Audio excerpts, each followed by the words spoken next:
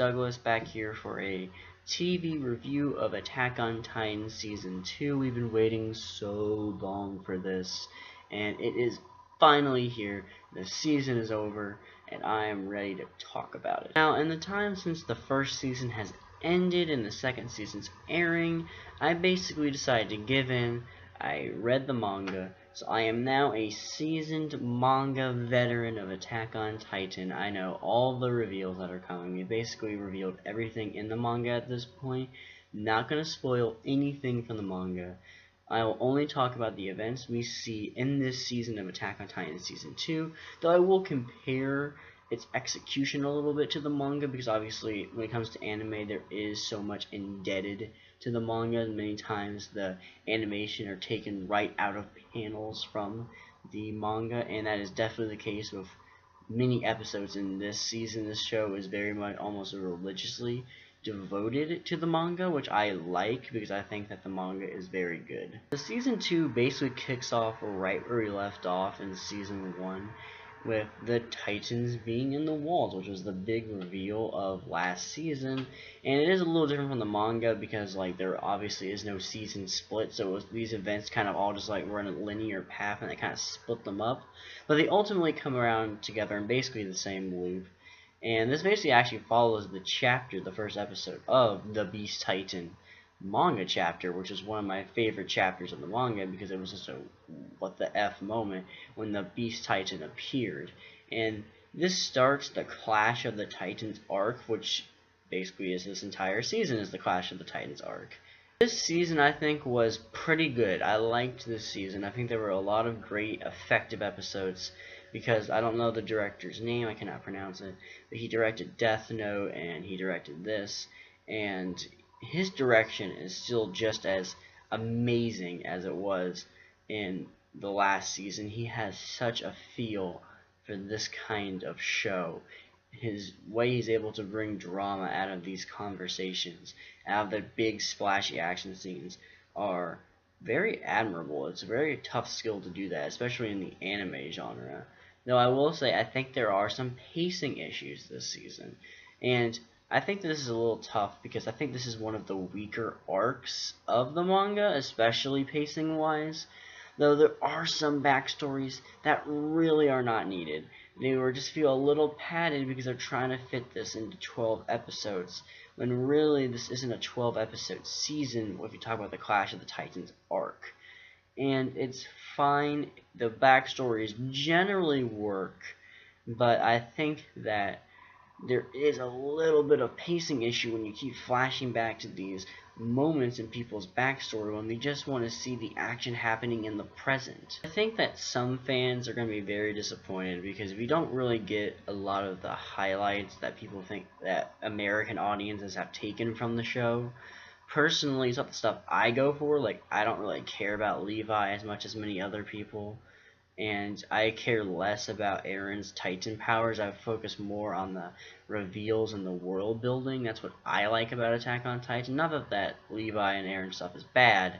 It's all good stuff, but it's not like that's my go-to for the show. And for some people, Levi is their high, that's their drug. That's what they love so much about Attack on Titan. And Levi doesn't really do anything this season, which is consistent with his character in the manga. He doesn't really do much in this arc, which is fine. It doesn't bother me, but I think that it will cause some people to call Attack on Titan Season 2 a disappointment. And I don't really think that we really get a disappointment in terms of plot, because I think that the reveals in this season will have a lot of people scratching their head. And there's a huge whammy at the end of the season which will have rippling effects throughout the show from this point on. I don't really have that many complaints outside of the pacing issues. I do think, however, there is one flashback that's actually been added because it wasn't in the manga. It was referenced later in the manga, but it was not actually in this season. And there's a flashback with Ymir near the very end of the season. And while everything in there is accurate, there's nothing incorrect in that flashback in terms of the manga. It's in a different place. And I think placing it here was actually a mistake. So I don't think that this is information that the audience really needs to know yet.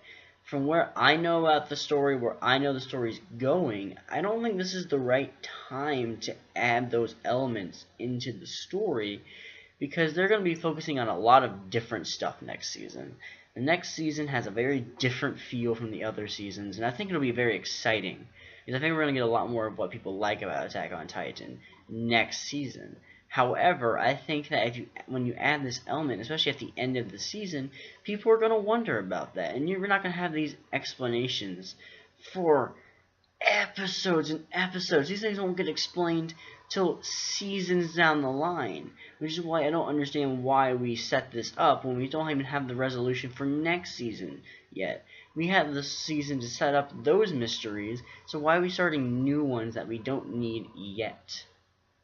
Personally, I'm not really frustrated by this, because obviously I've read the manga. I already know what happens. But if I've read a review of that episode, I try to stay away, but I want to see what someone would think who doesn't know what's coming in the future. And they said that it really made them mad, because it's just starting more questions than answers. And I think I understand that point of view. I would be upset too. And they didn't have this in the manga. They just never had that flashback.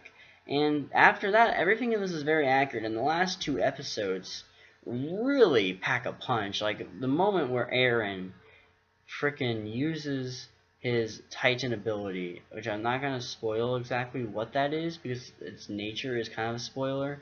But when he controls the Titans to attack the Titan that killed his mom, that was one of the all-time great moments of the show. And I knew it was coming, obviously, but they totally nailed the execution. It was honestly beautiful, the way they did this. And I think that it would really send off Season 2 in the best way possible. And Season 3 is going to be very interesting, because, like I said before, it's very different. It's actually far more internal politics, far more in terms of what's happening within the walls than what's happening outside the walls. So I think that we're going to get a very interesting season. I think we're going to see a lot of shades and characters we haven't seen before. And I think that this season is going to ultimately be viewed as a bridging season, because that's kind of what the Clash of the Titans arc is. The show, I think, is in this unfortunate position where they have all this hype because they waited so long to do the second season. People are going to be so excited. And the problem that the show has is they're following up with an arc that is already inherently not as epic and dramatic, because it wasn't written that way. And it might make people mad, but I think people will still like it, because it ultimately pays off in the final episodes. But I hope people stick with the show, because the next 2 seasons, the next 2 arcs, are some of the best the show has to offer. And I think people will be very excited. This will probably be viewed as like the Season 2 of Game of Thrones, where like people love that season, but they don't love it as much. I think it'll be the same way with this. People will like this season, but they'll be more excited about Season 3 and 4.